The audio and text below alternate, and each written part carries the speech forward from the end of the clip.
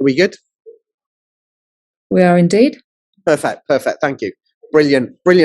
Fantastic. Okay, so today I'm going to talk about how to make cybersecurity simple, straightforward, and affordable.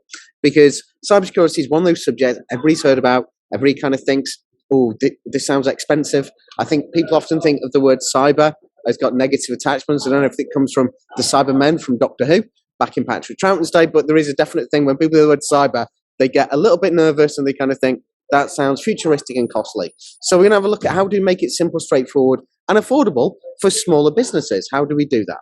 So is this the right room for you? Have you turned up at the right place? Well, yes, if you use technology in your business. So if you use email, have a website, or use apps, anything like that, you're in the right place. As you're joining me on a Zoom call, you are definitely using technology, so you definitely are in the right place. So what you're going to learn today is, well, I'm going to talk a little bit about why cybersecurity can be complex, confusing, and costly. Why can it be like that? What can we do about it? I'm going to talk about the largest cyber threats to your business, and I'm going to give you a simple 5-step action plan for you to do at the end to increase your cybersecurity, increase your cyber resilience. So cyber resilience is resilience against cyber attacks or hackers or people trying to steal information from you, money, etc. So if you follow the advice I'm going to offer today, hopefully you'll have this relaxed kind of lifestyle and things will be easy. Obviously, we can't cover everything for your business, but at least you can have peace of mind that actually you're going to be pretty secure from hackers out there, and your business is pretty safe and secure. If you don't change anything, then you might end up like this gentleman here. As we're going to see, there's a lot more of this happening, a lot more businesses being hacked, a lot more businesses losing out financially, a lot of businesses getting fined. That's what you don't want. So you kind of want to be the lady at the start. You want to be relaxed and secure, knowing that your business is safe from hackers and people who want to steal information from you. So what are the common concerns? Let's have a look at these first of all. What are the common concerns around cybersecurity? Well, this has got out of order somehow. Number one is always cost. So it's always like, if I look at this, is this going to cost me a small fortune? And I think that's one of the things that a lot of people have, is they kind of think, I don't want to look too much into cybersecurity because I think it's going to cost me too much. So there's kind of a thing, I might ignore that. The thing is, if you do get hacked and you get ransomware, or you get lose data, or somebody steals your data and takes from you financially, that can cost you an awful lot more. As we'll see, that's a lot more than the cost of doing a little bit. It's kind of like putting locks on your home. You kind of think you want to have a front door lock, you want to have a back door lock. You kind of know that's important. So the cost of that compared to the cost of your belongings is small. So we're going to have a look at those things you can do that are the equivalent of locking your front door and your back door. So we're not going to get into very complex, costly stuff. We're going to keep it at a level where it's affordable and it's useful. Number two is time. Nobody has time these days. And they always think, is this going to take me a lot of time? What the action plan I'm going to give you today is not going to take you much time at all. It's like something you could do reasonably quickly within a few hours. It's not that big an investment. There are routes you can go down where you think, I need to look at this, that, and the other, and you might need to do that. It might take a bit more time, a bit more expense, but what I'm giving you today is not going to cost you an awful lot, and it's going to be quite quick to do. Another one is ability. You think, well, can I do this? I'm able to do this. Everything I'm going to tell you today, you are able to do, and if you're not, I will suggest who you should ask to do that thing for you. And then finally, people don't just do things because they feel confused. Like, what do I do first? I don't really get this. So I'm going to simplify things so you go away thinking, okay, I'm not confused anymore. I'll go ahead and do this. So that's what it's all about today, is addressing those 4 common concerns that you might have. So I'm living this talk because I want to make a difference. I want to increase cybersecurity across the UK and across the globe, actually, eventually. But I want to make it so everybody can benefit from digital services.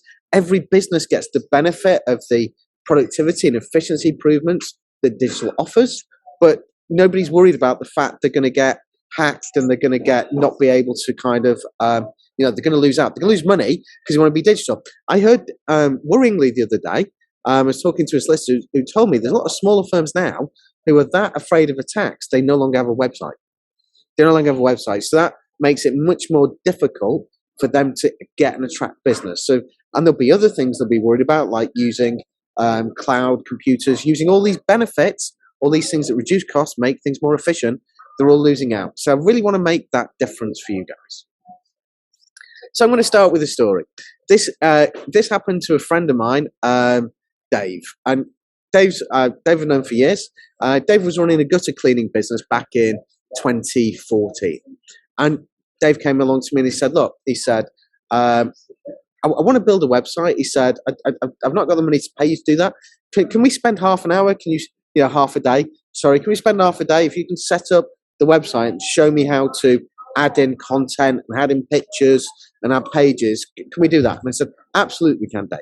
And we did that. And that was back in 2014. And I put together this website for him and put it on a platform, got it hosted, all of that. Dave was really happy, went away, uploaded his photos, got the copy going, and he had something that he could put his customers towards, and that was working well. And the one thing I said to Dave, I said, "Dave, what you have to do is you're going to have to go in at least once a month and just update any plugins that need updating, because WordPress is built of plugins. So these are little apps basically that add more functionality to your website. So all you need to do is keep them updated, because that's important, because it keeps you secure and all of that." And so Dave said, "Yeah, no problem. I'll check in once a month, first day of the month, and do all of that." So a couple of years later, I think it was 2016, got a phone call off Dave. And Dave said, "Can you have a look at my website? I think there might be something wrong with it." And I said, "Did you update your plugin?" He said, "I forgot about doing that." So he said, "I think there might be something wrong with my website." So I checked out Dave's website, and my look was kind of like this. This is about the best explanation of the look I could find, because Dave's website, as I said to Dave, I don't think you wanted that amount of porn on your website. You're a gutter cleaning business. You don't want any porn on your website at all. And what happened was he'd been hacked, and mischievously, people had just filled it up. So I don't know how long it took Dave to notice that. In the end, I had to completely erase his website completely. I tried to get rid of them in any way, shape, or form. No, it was almost like setting the server on fire. We kind of reached that point of going, actually, we just need to remove the whole lot. So this left Dave with the situation of he had to build a new website from scratch. He had lost some customers. He got a nickname that is not repeatable on a Zoom call. And basically, it damaged his business. Ultimately, with Dave, he wanted to do very well because he got into IT. He decided after that he kind of thought, "I'm not cleaning gutters anymore. I'm going to get myself a job in IT." Got trained in IT, did really well, moved on. But that was something that could happen to any business, because simply he just hadn't gone in and updated his plugins on his WordPress website. There's lots of people who have a WordPress website done by a designer who may or may not be doing that for you, depending on if you've got a contract. So that's the story. That's an example of what can happen to anybody. So why am I sharing all this? Well, I'm sharing this because I want you to kind of, at the end of it, I'd love for you to take some of the actions that I suggest and just make yourself that much more secure. Because I'm not going to ask you to do complex or difficult things, just things you can do. And there's things I can suggest that you could kind of move on to make things more secure in the future, so you don't have the same experience as Dave. Now, Dave, I deliberately use that because Dave's a small business. I'm going to give you some examples from bigger businesses and how it could have cost him a lot more. So let's have a look. What is cybersecurity? Well, cybersecurity is the protection of digital devices and their communication channels. So remember, it isn't just your digital device like your computer, your iPhone, anything like that. It's the way they talk to each other as well. So, because if somebody there's an attack in cyber called man-in-the-middle attack, you think you're talking to somebody when it's going via somebody else. So somebody else is listening and sending you messages. So it is about protecting this, protecting my laptop, and protecting the communication channels. Why are we doing that? We want to keep them stable, dependable, and reasonably safe from danger or threat. We've all seen enough Mission Impossible films to know if Ethan Hawke really wants to get in somewhere, he's going to get in. And it's the same with cyber, is if people really, really want to get in, they probably will. You've got to have like a budget and defenses that are massive. Do you know what I mean? It's like, you've got to do that. So what we're looking to do is reasonable. And reasonable is about the value of what you're protecting. So you wouldn't spend £1 million on security to protect the £50 painting. You wouldn't do that. So, but you would spend £1 million on security if you're a multi-million pound company that had the credit card details for a lot of customers. So you see that it's all about the level, what is reasonable for what you are protecting. So usually that has to be sufficient to prevent or address unauthorized access or intervention before it can lead to personal damage, as kind of that did with Dave, or it could do on your Facebook if Facebook gets hacked. We've seen that. Professional damage, again, it might be somebody spoofing your LinkedIn account, causing chaos there. Organizational damage, where systems and links are destroyed, or financial and or political harm. Now, I will point this out. Most hackers, the vast majority, are looking for power. They either want financial power, i.e. they want money, or they want political power. They're trying to influence things that way. Now, to be fair, everybody who's coming after small businesses or business in general, they generally want the money. They're after the finance. You've always got to think, what are they doing? If they're doing something, it is for a reason to get money from somewhere. There is a plan to get money out of somewhere. So let's have a look at some statistics on why it's important we look at cybersecurity. Well, this is from the UK government, the Cybersecurity Breaches Survey from 2021. And that states that 65% of medium businesses and 64% of large businesses report having cybersecurity breaches or attacks in the last 12 months. That is a lot. That is high. That's like, nearly 2/3. And as we'll kind of see, there may well be more than that as well. We're going to see why that might be. The average direct cost for the business was £8,460. And for medium and large firms, if you take out the smaller firms, a small amount, its cost is £13,400. As I said earlier, it can be costly, kind of fixing a breach, dealing with the clear up, all of that. But it goes further. So out of those who were negatively impacted, now those who reported a breach, over a third said, well, we lost out in terms of fines, fixes, lost time and lost business. That was how they lost out. Some people, they'll have been hacked. Somebody's got on their website, hasn't really got a chance to really have done any damage, took anything out, and they've got rid of. But a third have lost something. Now, IBM reports that the average data breach costs about £2.6 million.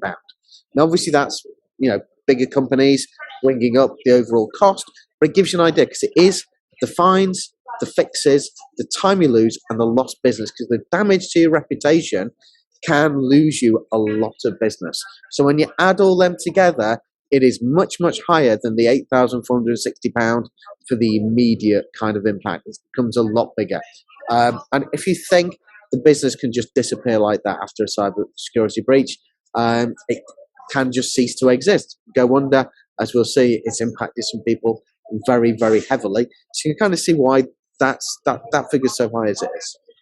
So Hiscox reports that a small business in the UK is successfully hacked every 19 seconds. So small businesses are hacked regularly. And I'm going to kind of go into why this is and what happens. But the thing is often with a small business, it is all they're doing is they've got little bots. Little bots are little computer programs that run around doing things. And these bots basically check your front door and your back door. If you think of it in physical terms, it makes it easy. They just check, and it's usually a website. They'll just kind of check is, have you got this secure, that secure? And that's what they're doing. Most small businesses don't have that, which is how they get in. That's how they get their initial foothold is through a website. Sometimes it's through passwords, if you're using a poor password, again that way. But the majority of the time, it's just a bot, just trying have you locked this? Have you done that? So part of the reason why so many businesses, small businesses get hacked is 40% of small businesses do not regularly update software. So one of the key ways hackers get in, is exploiting vulnerabilities in software. Now, to be honest, people who give you the software, whether that's Microsoft, Apple, other people like Salesforce, all of that, they're very, very good. As soon as they find a vulnerability, they will patch it. So they find something that could be used by a hacker and they kind of correct it. And then they'll give you a new updated release. This is why you need to update your software. So because then you're free from that. 40% of small businesses don't do that though. 40%. So they're leaving themselves open to being hacked through things like whether it's your Outlook, your Word, whether it's your website, anything like that. And a similar proportion do not back up their data. About 40% do not back up their data. If there is only one thing you go away doing from this, I would be really pleased if you just started backing up your data. Because if you get into ransomware, things like that, that's where you need your data backup. So it's not a cybersecurity thing, it's a protection thing. It gives you some protection. So please remember that. Back up your data, do it on a regular basis, do it at the end of the day. It doesn't take very long. But if for whatever reason you're locked out with ransomware, you can't get into your laptop, or even like your laptop's physically stolen, or you knock a drink over it, like a cup of tea, or something like that, then you can get your data. It just makes sense to back up data. So IBM, the Cost of Data Breach Report 2021, actually says the average number of days to identify and contain a data breach is 287 days. So even big companies struggle to find, once people get in, they kind of struggle to find them. That's why small businesses will have been hacked, but they don't know it. Because the thing is, unless you're looking for it, you won't find it. As I said on your website, that's very common, and I'm going to tell you what they do on your website and why they want to get in there. But this is it, is unless you're specifically looking for them, they're very good at hiding. Or unless they do what, happened with Dave, where they're mischievous and upload a lot of things when you immediately know they're there. But generally, they don't want to let you know that they're there. So unless you've got a sophisticated way of finding them, you're not going to. So interestingly enough, out of all those businesses, the 64%, 65% of medium and small businesses, medium and large businesses, sorry, you've got to think how many of them didn't know, how many more of them actually did get breached but don't know about it? Is it because a third have got really good defenses, or is it because some of that third that didn't report a breach aren't aware that they've had a breach? But that gives you an idea. Somebody can be living in your system, your software, for 9 months before anybody finds out about it. So one of the big things we're seeing at the moment is supply chain hacking. So what's supply chain hacking? Supply chain hacking is where somebody gets into a smaller supplier to get into a larger company. Because large corporates, large companies, say for example you take JLR. JLR, good example. Big company, lots of money, lots of details. So everybody knows they'll have spent an absolute fortune correctly on cybersecurity because they've got a lot to defend. So they'll have spent a lot of time on cybersecurity. So hackers know they're not going to be able to get in directly. So what they do is go into the smaller suppliers, hack into them to get into JLI. To get into the bigger things is get into the smaller company to get into the bigger one. So Blue Voyant, which is a cybersecurity company in the US, reports that a whopping 97% of firms have been impacted by a cybersecurity breach in their supply chain. So that isn't in them, that's in their supply chain. And 93% admit they've suffered a direct cybersecurity breach because of weaknesses in their supply chain. I'm going to give you an example later on, but it gives you an idea. This is going to be more and more an important thing is bigger companies are going to say, we'd love to have you as a supplier, but we need to know what your cybersecurity level is before we work with you. I know there's a couple of research people, I think Forrest has already said, by 2024, it's going to be as important dealing with you what your cybersecurity stance is, or your cyber score is, as it is your credit score. So people will know, are you going to disappear because you get cyber hacked, or is somebody going to get in to our systems through you? So why can cybersecurity be complex? I always like to use the film Inception. I don't know if you've seen that. Great film. That's complex. That's got a lot going on. There's things within things, lots of ideas, lots of stuff. So that's very complex. Also, I also like Inception. Cybersecurity can be confusing. As my dad famously stood up watching the end of Inception in the cinema and announced to the audience that he'd be delighted if somebody could just explain what the film was all about. My dad was very proud of that, but the fact he just didn't understand the film at all. And I think a lot of people with cybersecurity kind of go, yes, this is very confusing. I really don't get this. I need someone to explain. And then finally, they feel it can be costly. It's not going to cost $180 million that it costs to film Inception, but it can seem very, very costly.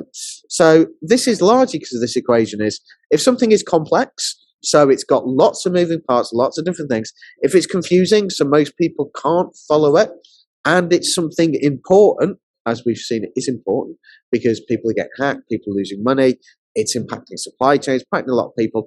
That inevitably means it's going to cost you a lot to fix because it's not something you can kind of do yourself. You've got to pay an expert. The expert's got to be really good to sort through the complex, confusing, and because it's important, you need to do it. So you need to get it done. So the thing is here is the less you understand about something you need, the more expensive it is likely to be. So if you need something, then it's going to cost you more. A good example is, I think 20 years ago, my accountant was saying they used to do very good roaring trade at registering people's companies because they charged them 400 quid and not very much work. They give them a leather bound and made a lot of money out of that. Now everybody does it themselves online for about 30 quid. So that gives you an idea. If you know how to do something yourself and you can do it, makes it much cheaper. If you do it with somebody's help, makes it cheaper. Again, if you don't really understand it, you can get oversold things or you can get sold the incorrect things as well. Now, most cybersecurity companies are very ethical, brilliant, very clever people. But there are people out there who sell products which are kind of like the snake oil. They kind of give you stuff that is they charge you a lot for something they've probably done very little for. We've seen this with a charity. We supply our service free to charities. Did this for charity. They showed us a report they'd got from a cybersecurity company who'd done looked into their systems, and they charged them £3,000, and it was probably about 65 pages. Most of that was boilerplate, so it applied to anybody, and 2 pages were the results. So you kind of looked at it at the end and said, all you've done is you've got a report with very general advice in that you give everybody, and added 2-page report, which from what we could see didn't really involve an awful lot. So you've got to be a bit careful. The thing is, if you understand stuff, you know what you need, you know what you don't need, and you know if somebody's probably overcharging you for something as well. So it's always a good idea to know something about something before you buy it. So how do we make it? How do we make it simple, straightforward, and affordable? How do we change it from that? Well, the first one is always think, and I've been using this analogy all along, think in terms of physical security. Cybersecurity becomes a lot simpler if you think of it in physical terms. You've noticed there that I talked about people checking your front door and your back door. Okay, so that's level 1 type of security. You need to have them locked. Then you think, okay, I've got something more valuable. I need to get locks on my windows. And if I've got something more valuable still, I might want to lock individual doors in my house. So if they get into the hallway, they still can't get into my living room, say, or they can't get somewhere else. You make it more difficult. So by thinking in terms of that way, it becomes a lot easier. So protect your passwords and logins as you would your credit cards. You don't hand out your credit cards to just anybody, so be very careful with your passwords and logins. One thing we've seen a lot of recently is a rise in people contacting you, trying to get you to give them their details. People kind of saying, okay, we try to deliver a parcel, you need to pay for it, things like that. Very easy way is if somebody sends you details like that, is go on the company's website and just ring them to find out. Generally, you can usually tell it's not. But if you kind of think in your head, I can't tell if this is or isn't, just ring them independently. Keeps it safe, because then you're physically talking to somebody. Invest in protecting your valuable information and systems as you would expensive equipment. So if you had a shop, if you were a jeweler, you'd spend an awful lot on protecting your very expensive jewels, and you might have a very, very secure safe. You might have something, if you can't fit everything in there for your less expensive jewels, you might have a lighter safe. Do you know what I mean? Just have a thing, but you've got to protect them. You do need to spend some money on protection. This is why cybersecurity will cost you a little bit in terms of time and all that, but it is well worth doing. Most small businesses are hacked by opportunists who are just checking your website to see if you lock the front door. That's these little bots. When I looked at a website, I set up a monitoring tool on it. I think I had 8,000 people 8,000 bots in one day trying to get in. So it gives you an idea. There's a lot of these bots out there that crawl around to try and get in stuff. So the other thing is you can stop it being confusing by knowing the key terms. So there are lots of terms. I've put a glossary that you can get from the National Cybersecurity Centre. Highly recommend that. They've got some amazing infographics, amazing resources, really good. But here's a couple of key terms. So malware. Mal means bad. Mal means bad. So it's malicious software, bad software. There's stuff that can have a bad impact on organizations or individuals. Now, we've probably all heard of a computer virus. A virus is one type of malware. There are other types, which I won't go into because you kind of go, I've kind of completely lost what you're talking about. But malware covers a range of things, and a virus is one of them. One of the things it does cover is ransomware. And that's a form of malware that makes data or systems unusable until the victim makes a payment. So this is the thing where you're locked out, you can't get in. So it could be you can't get to your computer, it could be at work, you can't get into your systems, you can't get the key data you want, and somebody's saying you need to pay us quite a lot of money before we let this out. And the thing is, even if you do pay them, there's no guarantee they will do that. So this again is where it's important you back up data, because if you can access it anyway, you can say, okay, well, I've lost my computer, but at least I've got my data backed up. Next one is phishing. You've probably heard of this, phishing, and it begins with a PH. So the whole idea of this is somebody phishing, putting a hook on a bait, seeing who bites. So this is untargeted mass emails or texts sent to many people asking for sensitive information, usually your bank account details, things like that. I think we've all had the email which kind of says, I'm a very rich person from Nigeria. If you give me your bank account details, come into this minute, I'll share it with you. That's an example of that. They're getting far more sophisticated now. Or they can often be asking you to visit a fake website. I think probably most people on this call have had that one about saying, we tried to deliver a parcel to you today, you weren't in, can you pay this little bit extra at this website, trying to get you to visit a fake website. The bigger one, and we've been seeing a lot more of this recently, and you might as well. I've noticed it in the last 2 weeks, and people spoke to said they noticed something similar, is spear phishing. Spear phishing is when it's an email and it's designed to look as though it comes from someone that you know or trust. It's somebody that you, it looks like it comes from a friend, a business colleague, somebody doing business. Can also look like it comes internally. A good example we had yesterday when this call was from an HR lady who was saying to me she'd had a case where a finance assistant in a company had an email which seemed to come from the CEO saying, I need to put £30,000 in this account straight away. And she did that. And that's an example of where that just seemed as though it came from the CEO. Weirdly enough, he also seemed to send another email a couple of minutes later saying, actually, I needed more. Can you make it another £10,000? Interestingly enough, though, the email was sent in the language the CEO himself would have used. So that's why there was confusion on that. Now, it's very easy to kind of bat against that, pick up the phone, ring him, do something. It's kind of like, if it's suspicious, there's ways around it. So the final way, if you want to make something less and less complex, is because something complex, lots of moving parts, focus on a small number. So it automatically becomes a lot easier rather than looking at 100 things at once, thinking, what on earth do I do? If you focus on the small number, it becomes much simpler. So you need to know what is important and urgent and what can wait. So remember, prevention is better and cheaper than cure. So it's far better to do something earlier on rather than later. There's a thing called the MITRE ATT&CK framework. I've put the email on there. It's a globally recognized standard. It gives you a knowledge base of techniques used by hackers. And what it does is it identifies 14 different levels, and each of the levels has associated hacking techniques. Do not look at the hacking techniques. That's where it gets confusing. That doesn't really matter. You just need to know there's 14 things that people go down.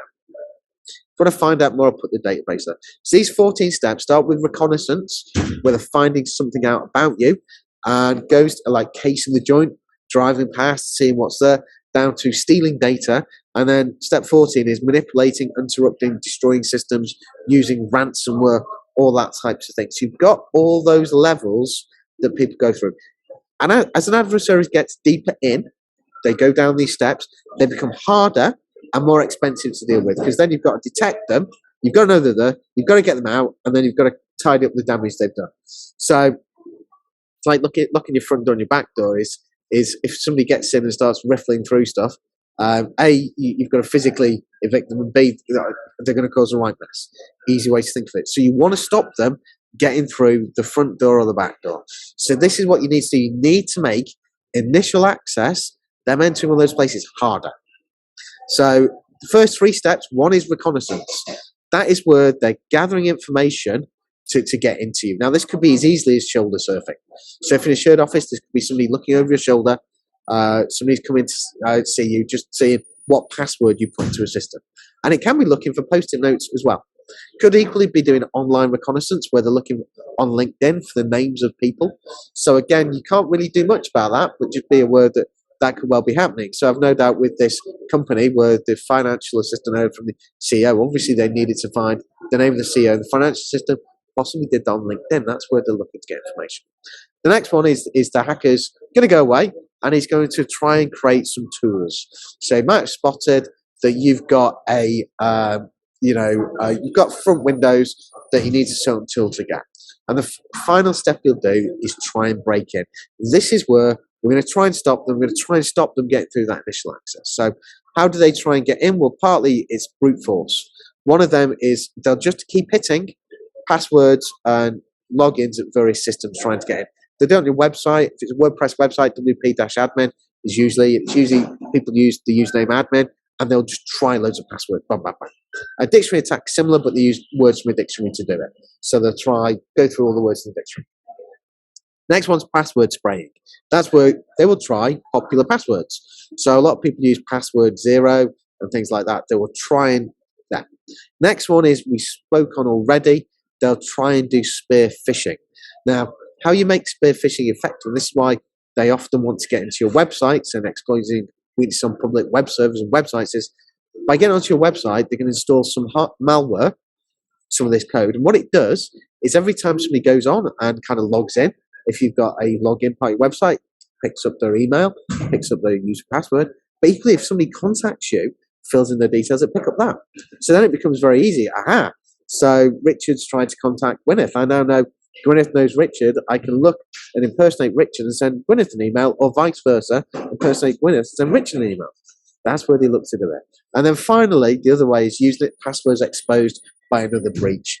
So what happens is once somebody's breached, a lot of people use the same passwords again, the same email login, same login name, same passwords, so they will use them as well. So you need to make it harder for them to do any of those things. So your largest cyber threat you need to be aware of is ransomware, biggest one.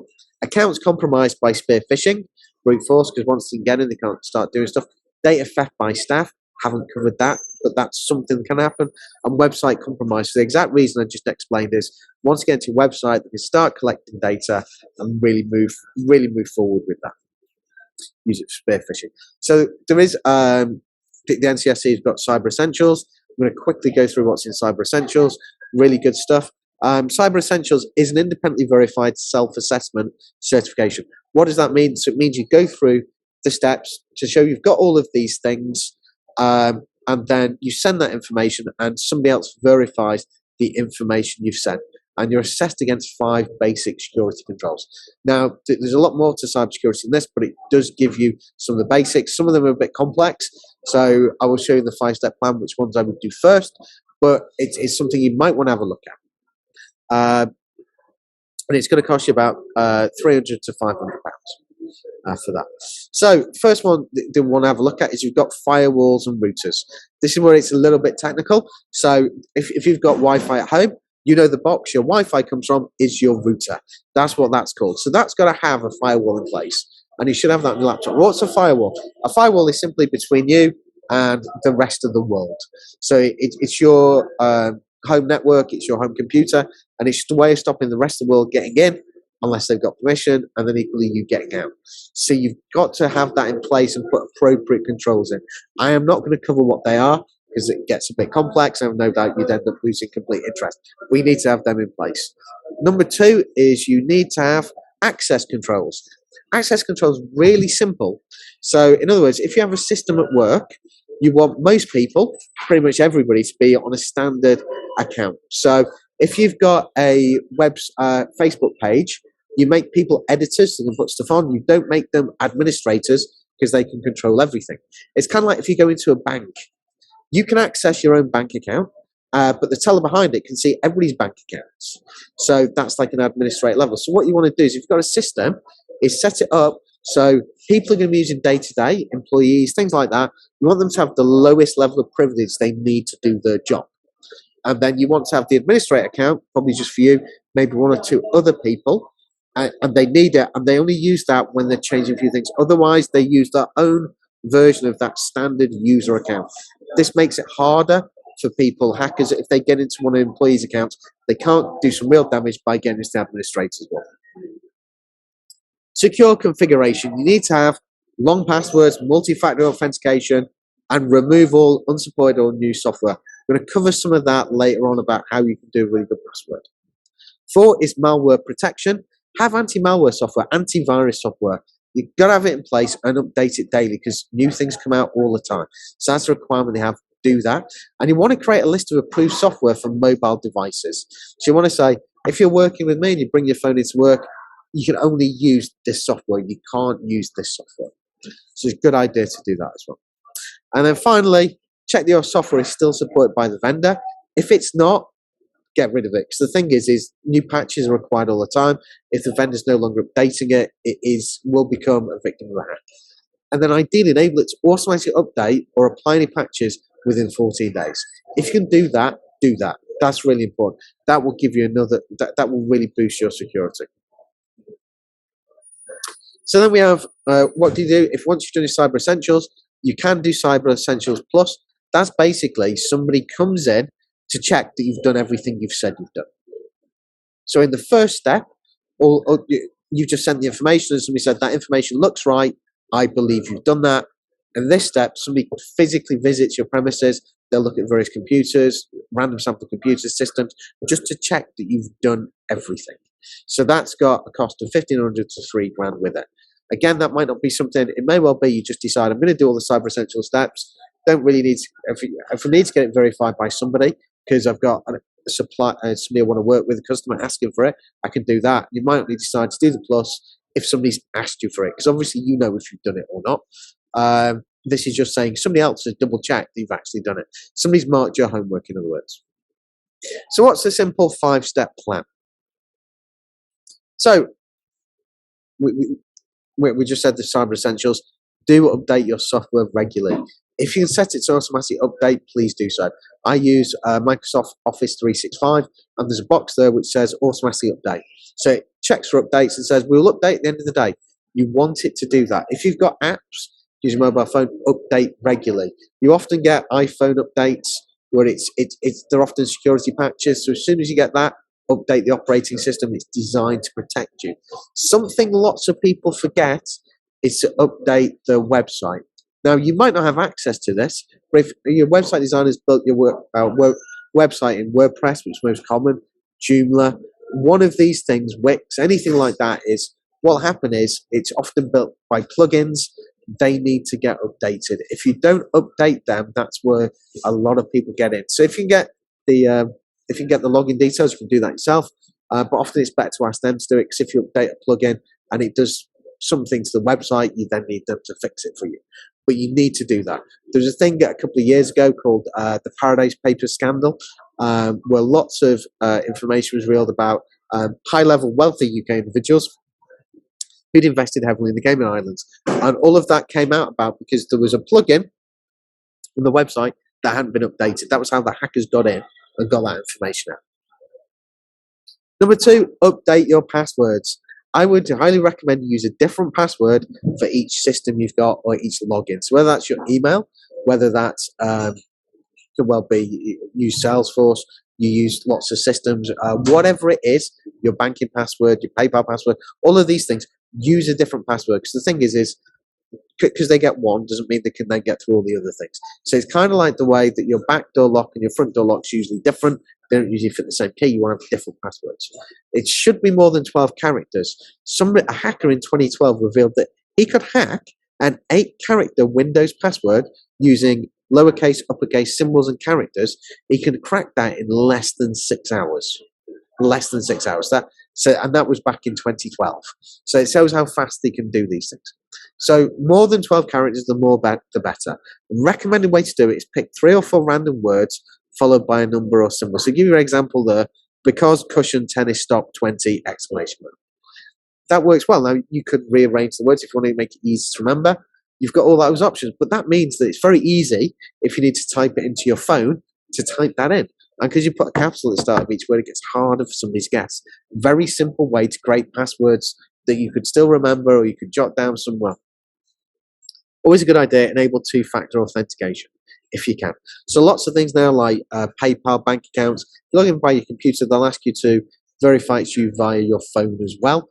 That's brilliant because it means that even though they've got your password into your account, unless you've got your phone as well, they're going nowhere. Training for you and your staff. Honestly, most cybersecurity issues come from untrained people because they don't know how to look after the passwords. They open things that are spear phishing. They open attachments. They don't really query it should be done. They kind of get things where it said, text where it says, please pay this. We've tried that. There are ways around all these things. As I said, often it's picking up the phone, checking, did you send this? Did you want me to do that? Very nice free training course though. It's 30 minutes long. Perfect for you and your staff to kind of do. Remember, a lot of the time it is administrators who will mess up because they will get something through that they think, if it generally looks like it's come from you or one of the clients and they're dealing with finance, it looks like actually this is a purchase order, they will open it. So that's where you kind of need some training. Next one is get some cyber insurance. Cyber insurance designed to protect your business if the worst goes wrong. So it's exactly as you would do at home. You kind of like put your locks on your windows, you do all of that, but you still get some insurance in case somebody broke in and took stuff from your house. Now, cyber insurance, like home insurance, gives you some protection. So the thing is, though, that if your front door and back door are open, your insurance policy isn't likely to pay out. Cyber insurance is doing it this similar way. It's like if you get ransomware and you haven't really took the steps to kind of stop you getting ransomware, then it's getting increasingly difficult to get a payout from them. So you're going to need to do that, but you need to put in basic other things first that I've been talking about, because otherwise it's like your cyber insurance is like, well, you've left your front door wide open. Next one is vulnerability scanning. This is for your website, because for pretty much most people on the call, your biggest exposure digitally is your website. That's the thing where most people hackers are going to attack. Those hacks every 19 seconds, that will be websites. So a regular vulnerability scan, what does it do? It highlights the vulnerabilities that hackers can exploit. So it actually finds all the little bits where a hacker could get in to actually set this malware, start collecting data, start messing around with your systems, to link into other systems. So you might have heard of a thing called a penetration test. That goes one step further than a vulnerability scan, as in the fact they look at how they can be exploited. So it doesn't just give you, here's the problems you got. It's like, here's the vulnerabilities. Here's what the hacker could do with that vulnerability as well. So that's one step beyond. They're a lot more expensive, but I do recommend you get vulnerability scan. Now, vulnerability scans, I would point out here, it's always asked is, your website is not protected or covered by your website designer. I would ask them to update your plugins. You probably need to have a contract, a maintenance thing that if you need to update things, you would do that. But they don't cover that. And the company that hosts your website, whether that's GoDaddy, Wix, one of these places, they don't cover you either. You're responsible for your website's cybersecurity. All those people do is give you the tools. So it's kind of like if you give somebody the tools to build a house, if the house then falls down, that isn't the problem of the person who gave you the tools. They just give you, like on a server, they just give you the space. That's like buying the land to build a house. What you put on it then, they're not responsible for that. So you need to have a look at this. So how do we help? How can we help with vulnerability scanning? There's lots of vulnerability scanners out there. And what we do is a little bit different. So I'm going to play you, because I think you've heard enough from me for the moment, a short video which explains what Cyber Risk Score is all about. Cyber Risk Score is just like a credit score for your organization's cybersecurity. You get a score out of 1,000. You get a report listing your vulnerabilities, how much they impact your score, and recommendations. You receive a new score and report each month. Simple. It is affordable for every business and organization, even one-man bands. Discover the best way to monitor, improve, and prove your cybersecurity credentials at cr-score.com. Cyber Risk Score, the new standard. Okay, so that gives you a bit of an idea of Cyber Risk Score. So what does this look like? Well, basically, you go on, you open an account, and you ask it to scan your website. So it then scans your website. It'll only do it if you've got the email address, by the way, that matches the website. So you can't scan anybody's website. There is security on that. And what it does is it scans your website and finds any vulnerabilities. gives you a very easy to understand score out of 1,000. So it just looks just like a credit score. It does that, gives you whether it's above average, good for, so as a CEO or as a business, business owner, you can see I'm fine or I need to do something. Then you've got the second level down, gives you a report. So you get a full report with all the vulnerabilities found and the number of times they occur. So you can see exactly what do I need to deal with first. So rather than doing a full penetration test, you can say, well, these things are really going to be exploited heavily, these things less so. So you might say to yourself, well, I need to get this SQL injection fixed fast, then these other ones need to be reasonably fast, and then the low ones can wait a little while. So this allows you to go out into the market and find somebody who'll fix them for you. We don't fix, Cybersecurity doesn't fix stuff for you. The reason is we want to remain independent. You know, when you get a score, we found vulnerabilities, we have generally found those vulnerabilities. It's a true score and true results. Then what happens as well is you can go down another level. This wouldn't be you, this would be whoever's fixing it, your IT expert or your coder. Gives you a description of the problem and the solution. And this is from a OWASP, which is a recognized global body. This is what they recommend for fixing these things. One thing we do that other vulnerability scanners don't do is we give you, see that raw data, that lists all the places that vulnerability occurs. So it makes it very easy for them to go in and fix them. And what happens is you get a score and report on a monthly basis, and you can see if things have been fixed and how things are going, and hopefully your score is going up. So the final thing, this is 5.1, I said 5 things. 5.1, if you have a supply chain that you share systems or sensitive information with, then you must monitor your supply chain. Now, there is another little video, but I'm not going to show that now, because I think we're coming up to 5, so I'm just going to skip through that. Why supply chain monitoring really important? Well, this is an example of US retailer Target in 2013. They were hacked. The breach led to 40 to 70 million customer records, including credit card numbers being stolen. The impact was over $200 million worth of damage, plus brand damage. The CEO and chief information officer both lost their jobs. How did they get in? How did they get in? Well, it was one of their subcontractors who looked after the heating, the ventilation, the air conditioning. He had permission to remotely access Target's network so he could monitor the temperature in store, see how things were going. So what happened is there's somebody, analysts believe the police used a piece of malware to steal his details. So they'll have got into his systems, and when he's gone in to log into Targets, they've picked it up from his logging entry. That's how they'll have done it. So that gives you an idea of the supply chain hacking. They didn't go directly into Target, like hard at it. They went in via the subcontractor. So it's becoming more and more necessity. So really good, monitor your supply chain. You can do this at the moment if you do cyber risk or by asking people to send you a certificate. But we're working on this functionality where you can get in your system, you see your organization, you can see your vendors, you can see your vendors, and you can see their score, and it gets updated monthly, and you can see the color, so you need to fix what. You obviously can't see the report because that's got the confidential information, but you can see their score. So that's something we're working on. So hopefully that's made vulnerability scanning at least simple and straightforward. You can fix all those things. I did say it was affordable. So Cyber Risk is $44.95 a month.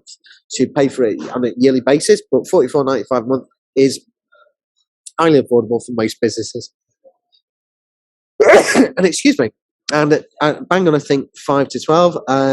Thank you very, very much for your time today. If you want to check out your score, get your score at cr-score.com. But otherwise, please contact me. And obviously, I'm happy to take any questions you may have. But thank you very much for coming along today.